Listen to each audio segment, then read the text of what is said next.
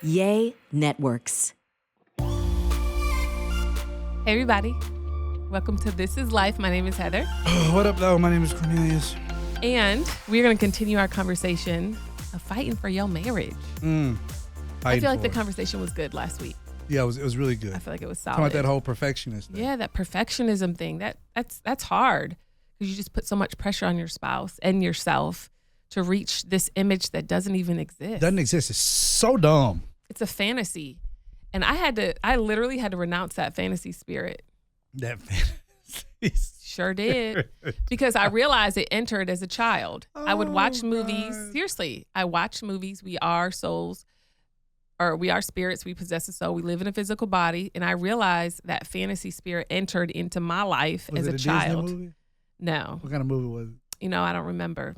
But it made me think that the grass was always greener on everybody else's grass but my own. Mm-hmm. I grew up in a home where I'm adopted. So I used to be so jealous of families, like small families though. It was almost like mother, father, son, daughter. Those were the families I would be jealous of growing up. Isn't that wild? And I would look at them like everybody looks like everybody. They look the same. And I used to be jealous of that because I grew up with 24 sisters and brothers. We all look different. So I'd watch these movies on TV where I'd see the perfect families and I'd just be like, I wish. All the families you thought were perfect. The families I thought were perfect. And then you realize you grow up and you be like, girl, bye. Ain't nobody perfect. These families crazy. They all crazy. Everybody has crazy in them. Yeah. Everybody. And we've got to like burst this fake bubble of fantasy, of perfection, of this striving. And I've had to daily like lay that down and be like, no, this is my reality. I love my reality. I love my husband. I love my children. I love my family. I love my businesses. I love where God has placed me. And this is where I'm supposed to be. And I'm going to find the beauty in it right now. Yeah. And even there are days when you may not like something. And being and owning that reality and being okay with it. Yeah. Like there's some days my wife wake up, she probably don't like me. And you know what? That's super cool because I'm super dope. And she won't like me for 5 minutes. But then I'm going to be playing around with her enough. She's going to be like, okay, I like him again. It's okay. And then plus, I recognize you're a woman. Yeah. Unfortunately, women. Unfortunately. Yeah. Like in one, women, let's be honest. In 1 month, y'all go through 4 seasons. Ain't that right? Sure do. I'll do 4 seasons. It's like, my hormones went crazy after I gave birth to Roman. So the beginning. I told my wife a story earlier today about what happened in the gym. And she started crying. I was like, okay, yep, this is, I know what season we in right now. I know, I'm about to be in my period. I was like, is she crying? She was like, oh my God, it's bringing tears, man. This is so sweet. I was like, okay, I know what season we in. This is fall. We headed towards winter. Because he gave his life to Jesus. Like he was like, I'm open to God because of you. So, yeah, it was dope. It was dope. But I definitely was like bawling my eyes out. A guy basically said, he was like, he pulled me to the side and he basically said, I've never been open to God because he was real cool with me. He would always, he cursed and said all kind of crazy stuff to me in the gym all the time. And then somebody else in the gym found out I was a pastor, I was a preacher. They told him. He came to me and was like, he was nervous. He was like, so I've been talking to you this way and I almost feel bad because you're this. And I looked at him. The first thing I said to him was, I want you to be yourself. Continue to be yourself. Yeah. And so when I walked in, I walked over to him because he was down today. And I just looked at him. I said, yo, how you doing? Like, what's up? You tired? And he almost started crying. Pulled me to the side and he was like, nobody asked me how I'm doing. And long story short, he went through some other stuff. And then he said, I've never really been open to God until now because of you. I know that made me cry. It was beautiful. But yeah, I'm also hormonal. I tell you something like that and you don't be crying. When you start crying, I was like, yeah, I'm about to be in my period. We in fall. We headed towards winter. But hey. It's true. Hormones are, up and down. I actually have a doctor's appointment. I want to get mine checked again because I'm like, I got them checked last time. Y'all said it was normal, but it don't feel normal. No, it ain't normal. As I tiptoe towards menopause in about 15, 20 years. Praise the Lord. But what's interesting though is like who I was when you met me in my 20s is not who I was when you met me in my 30s. And it's not who I am now. And I'm now 40. And I feel like marriage is going to go through seasons. And if you can tough out the seasons, I feel like it gets sweeter and you begin to learn each other and understand each other so much better. But you almost have to work through the crap so you can actually see the beauty on the other side of it. Yeah. I remember because when we first got together, like you would get upset with me because I wanted to go to the gym by myself. Now I'm like, how come you haven't gone? You need to go. Bye. She'd be like, are you going to the gym, please? We first got together. I'd be like, yeah, I'm going to the gym. She's like, okay, let me get my shoes. And I'm like, no, I'm just by myself. And I cried. And she's like, oh, you don't be around me? Is there something wrong with me? I thought he was rejecting me. Is there something wrong with me? Like, why don't you want to go with me? Like, there are other people who are at the gym. They're married. And I was just like, I want to go with myself. I've been around you all day. And she, but then now she looks at me and she's like, you'd be like, come to the gym with me. I'm like, I'm good. She does. I'd be like, y'all about to run to the grocery store. You want to go? You'd be like, no, just pick me up some mushrooms. I'd be like, yo, good. Like I want to go. I want you to go. 10 years ago, that would have been a whole argument. It would have been, yeah. Like, are you going to the grocery store? What are you going to get? I'll go. And I'd be like, no, I want you to go. Why don't you want me to go? And I'm just like, oh my God. Yeah, now I'm just and some of y'all probably going through that right now. So we letting y'all know it does change. It does. It does change. It gets better. It gets better. Then you throw kids in there. I'd be tired, child. I be want my space. Can all y'all just leave the house for a little bit together and then come back? But don't be gone too long because I miss you. Yo, I got like some of the realest stuff I ever heard. They were saying like your wife is she changes. You're gonna get a different woman when you get married. And then you're going to get a different woman when she has children. Mm-hmm. So y'all may be out there dating right now. The moment you put a ring on her finger, she becomes a completely different woman. We together forever. And then the moment y'all have kids, you all like, yeah, I know her. Yeah, we so yeah. Different versions, man. I'm like, no, you don't even know, bro. Wait till you have a kid. You even know. You gotta weather those storms, though. You gotta weather the storms and get the help you need and get the support you need and go to your therapy. And you need community, like healthy, authentic community. You don't need no self-righteous religion. Let me shut up. Go ahead. That's real. You need community therapies. You need marriage retreats. We actually have a marriage retreat. December, first week of December. And we're going skiing in Lake Tahoe. Lake Tahoe. It's going to be fun. It's going to be amazing. Yeah. How do they find that, babe? They go to CorneliusLindsay.com. CorneliusLindsay.com. And it is, the top, it says conferences and retreats. Just click retreats. And it's on there. I think that retreats are important. Marriages need that time to get away. Get the heck away from the kids, from the house. And we have fun at our retreats. Yeah. Like this ain't your grandmama's retreat. None against your grandmama or the retreat she went to. I'm quite sure they were fun. We probably laugh at 80% of it. Because we feel like the retreat should be more about experiences than it is information. That's real. We have sessions because some people just want all the sessions. So we do sessions, which even our sessions are extremely real, extremely authentic. We take questions. Yeah. And sometimes questions can go there, right? Intense. Oh, they go there. They go there. We'd be like, all right, that's what we're doing. That's what we're doing in the marriage retreat. And it's fun. Then at the end of it, we do like a vow renewal service. Yep. Which is cool. Like you can renew your vows. Yeah. It's a dope thing. If you come there and you ain't married yet, you want to get married, you can come to the vow renewal service and we'll hook you up. I think it's going to be good. I'm excited. I'm looking forward to it. Yeah. Especially since we've never gone to the snow. Yeah, we've never done one in the snow before. So that should be really cool. But so so the ladies out there who are contemplating walking away right now, like what would you tell them? Because you've been there where you were. I was gone. Well, you was gone. I was gone. Divorce papers in hand. Didn't post it on social media, but I was definitely there. I think first just seeking the Lord. And this is not me being like all super like religious about it. Just answer the question. But really, like. Yeah, that's okay. I have to ask myself, like, is the grass really greener on the other side? Like, is this what I really want, or am I just in a storm right now? Like, am I quitting in this storm, or am I gonna press through and keep going? And then I sought the Lord to be like, can I leave this ninja? Like, come on, Jesus, like, give me the okay. And he didn't give me the okay. He didn't. And I was like, but why? Like, let me, And, I feel like when you're in it, you're going to look for excuses to leave. And then you're going to get voices that agree with those reasons, right? And you can build an entire case and really believe that you're right.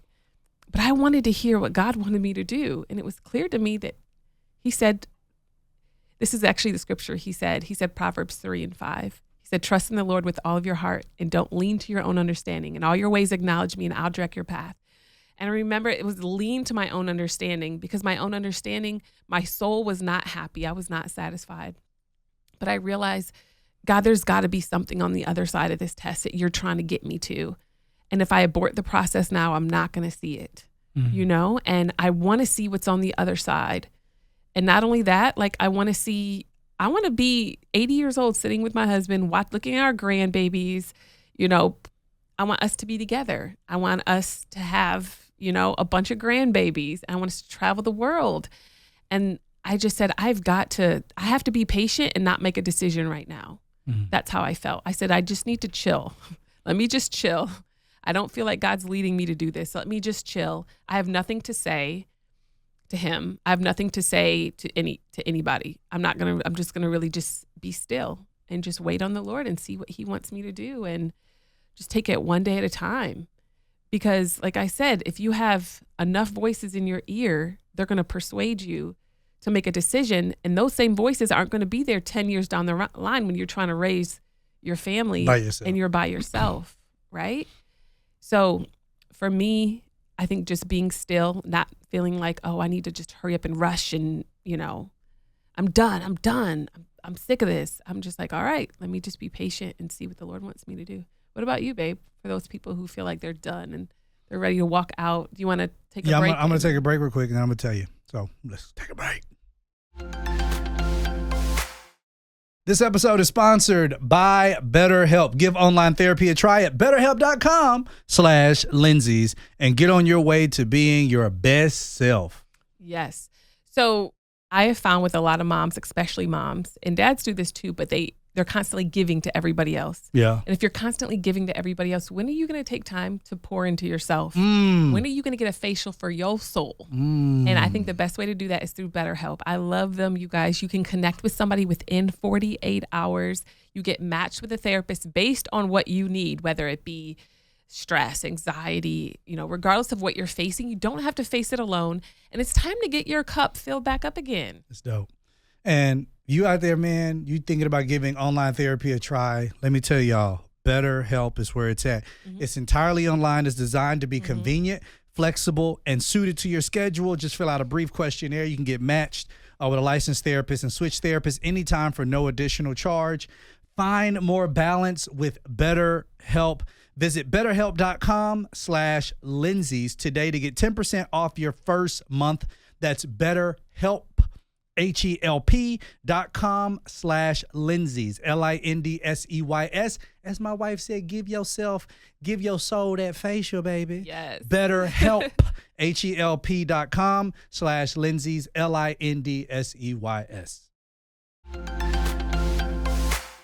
So you've also wanted to leave and had the divorce papers in your hand, and you're like, I'm done with this. So what made you stay and keep fighting in that moment?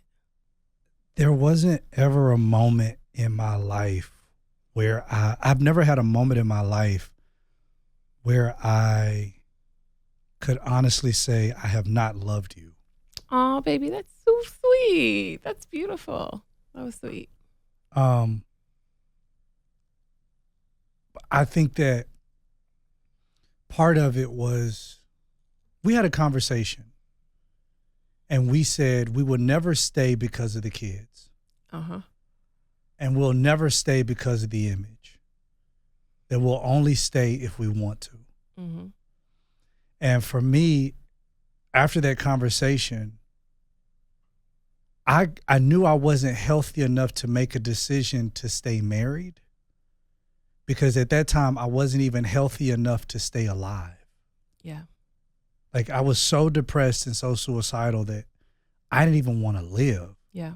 So during that time to make such a decision to leave my marriage, even though I was an idiot, even though I was stupid, even though I've done all these dumb things, no matter what it was, I realized that I was just so freaking unhealthy. And I knew I couldn't make a decision being that unhealthy. Yeah. And I feel like a lot of brothers out there, like a lot of men don't realize just how unhealthy we are. That's real. And I had all this freaking trauma and all this crap, even stuff that I didn't even know about.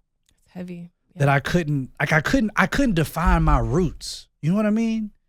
Because you didn't know what your roots were. I didn't know what my roots were. I've Yeah. lived in confusion for 36 years. It was just last August that I was able to, okay, this dude who raised me, he's not my dad. Okay, this is my dad. Oh, well, that makes sense because now when I see him, I look like him. You look exactly like him. I look like him. You act like him. I talk like him. Crazy. It's insane, but I'm like, now Yeah. I'm able to see my roots. And now I'm able to see why I was so performance oriented and why I was so achievement based, because I was constantly trying to get his approval. And I didn't even know I was trying to get the approval from a man that I didn't even share roots with. Yeah. And you didn't know that. I didn't know it. So it's like, I had all this crap going on in me. It's real. And so for me, it was like, okay, do I just walk away from this? Because if I walk away from this, I just felt like I'm gonna leave from this, and I'm gonna be in a lot of regret. Yeah. Because I'm like, okay, well now I'm healthy, and now I'm able to see clearly, but now I've already made dumb decisions And now while I was want unhealthy. My wife back and my family. I back. want my wife, and my family back, and it's like, okay, now I come crawling back, like, no, I've changed, like which has happened before. Which has happened, yeah. Like people come back and they're like, no, like I didn't understand it before, and I didn't understand it, and Yeah. you know, more power to y'all for even trying to make that work. But you can't make a decision if your vision is clouded. No, man, I was all over the place. Tough. No, it's tough. I think people can step back and say, am I healthy? Am I in a good place right now? If I'm not, then I don't need to make a decision. You said this early on in our marriage. You said, don't make a decision when you're hungry. Tired, or sleepy. Just don't make a decision because... Or horny. Yeah. You don't make the best decisions, right? And so I found that, not making those decisions during those things, it's helped because you want your vision to be clear. Yeah. And you want to, and like, legit, don't live in an echo chamber that's filled with a bunch of voices of people that you want to agree with how you feel. That's real. So you sitting there listening to all these voices and they telling you like, yeah, you need to leave and you need to leave, you need to leave, you need to leave. He ain't no good. He just see that. Or like even like, bro, you with your boys and they like, yeah, like bro, like you just need to get up out of there and you can come to the club with me and you can come chill on my couch for a little bit and but it's like go home. You're not healthy enough to make a decision. Even if you got to look at your spouse, which we did, and we just like, okay, I need to work on me right now. Like we did. Because we didn't have the capacity to be able to like give each other everything we had because we were so freaking empty. Yeah, we were. So we literally like locked in and worked on ourselves individually, but still stayed in the home. Yeah, together. still stayed in the home. Still did what we were supposed. I mean, we still communicate. We still conversed and all that kind of stuff. Like we still did the married thing, but we just went through that season where it wasn't as much as it used to be as it was because we knew, hey, we're both on a journey. We're on a journey. Like she's talking to her therapist. I'm talking to mine. Like she's dealing with her stuff. I'm dealing with mine. We come back and we have these conversations. And I think it also clicked in my head when I started realizing like our stories were a lot more similar than what I thought they would be. Because at first, when I met you, I was like, oh, this girl adopted. Like, she got a lot of trauma. She got a lot of stuff going on in her life. She don't know nobody. Wow. Okay. Nah, legit. I thought that. That's what, but that was that self-righteous piece. I was like, dang, she don't know nobody. She don't know mama or her daddy. And then like, now we get to this point, I'm like, oh, snap, I ain't really know my daddy.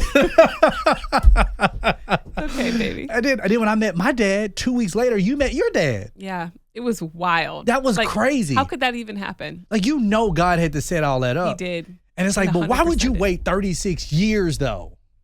You know what I'm talking about? And for you, 40 years. It's crazy. But like at the exact time where both of us were like, oh, we done. Yeah. Like we were like, oh, it's stressed. Out. And then all of a sudden, like I meet my dad. It was like healing came. You met your dad. And then it was like, we met our roots. And it was like, oh, It was healing. And it's like, and then it just brought us together. It did. It brought us together. Something that's real, something that's authentic, but something we don't have to play with. Like we ain't in this because like, the kids, we want the kids to be happy. No, like I actually want to be in a marriage where I love my husband and I want to be with him, and it's where I'm happy. And we have fun. We have so much fun. I don't want to be like fake. No, I can't do fake anymore. I'm sorry, I'm out of fake. That's the reason why I be having a hard time at church. I'd be like, y'all people fake. I just feel like life is short. It is. Are you going to spend your whole life in like these fake relationships? Like, are you going to be authentic and real and be like, this needs to change. We need to get better. I want to grow. Yep. Yeah. Go ahead. No, that's it, baby. I mean, it's like, and then you get to that point where you like when you get to that point of you're really free. Here's my other saying. Like I know y'all heard my other one. It is what it is. It was what it was. It's gonna be what it's gonna be. My other saying is, I have nothing to prove. I have nothing to hide, and I have nothing to protect. Mm-hmm. Like I tell myself that every single day. I have nothing to prove. I have nothing to hide, and I have nothing to protect. And man, that brings me so much peace. Because I can truly live in authenticity. If you bring that into your marriage, and your relationship, it changes that thing forever. It's super cool. But y'all, we so thankful y'all be joining us. Yo, y'all be locking in, man. I know, we appreciate y'all be rocking with us. Send this to somebody that's struggling in their marriage. Yeah, be like, yo, I want you to listen to this. They be like, I don't want to hear them people. Be like, no, for real. That dude almost cussed on it. Hit the husband listen to it, then he like no for real, like don't be like, don't do the thing like they preachers, don't do that, because the husband gonna be like, I don't listen to him, he probably blah. It ain't like that. Just tell him, he almost cussed for real. All right, love you guys. All right, y'all, introduce us. We out. Bye.